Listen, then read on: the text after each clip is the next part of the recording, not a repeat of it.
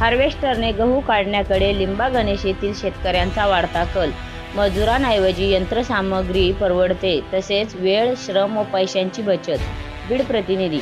गव्हाच्या पिकाची कापणी व मळणी करण्यासाठी मजुरांऐवजी हार्वेस्टर मशीनचा वापर करण्याकडे शेतकऱ्यांचा कल वाढत असल्याचे चित्र लिंबा गणेश परिसरात दिसून येत आहे।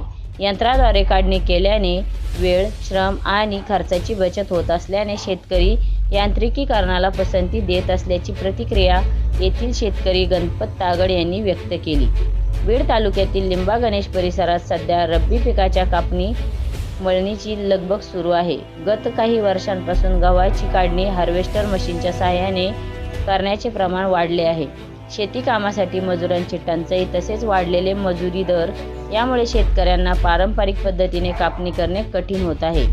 मजुरांच्या मदतीने गव्हाची कापणी, बांधणी आणि मळणी करण्यासाठी साधारणतः 4 ते 5 दिवस लागतात व त्यासाठी 4 ते 5 हजार रुपये खर्च येतो। मात्र हार्वेस्टर मशीनच्या साहाय्याने हेच काम अवघ्या अर्ध्या तासात पूर्ण होत असून प्रति एकर सुमारे 3000 रुपयात काढणी होते। त्यामुळे वेळ आणि पैशांची मोठी बचत होत असल्याने शेतकरी हार्वेस्टर मशीनचा वापर अधिक प्रमाणात करू लागल्याचे शेतकरी गणपत तागड यांनी सांगितले। आज ग्रामीण भागामध्ये गव्हाचं पीकची काढणी चालू आहे। गव्हाचे पीक काढत असताना तर मजुरी मिळत नाही आणि मजुराकडून करायचं म्हणलं तर 6 ते 7 हजार एकरी खर्च येतो।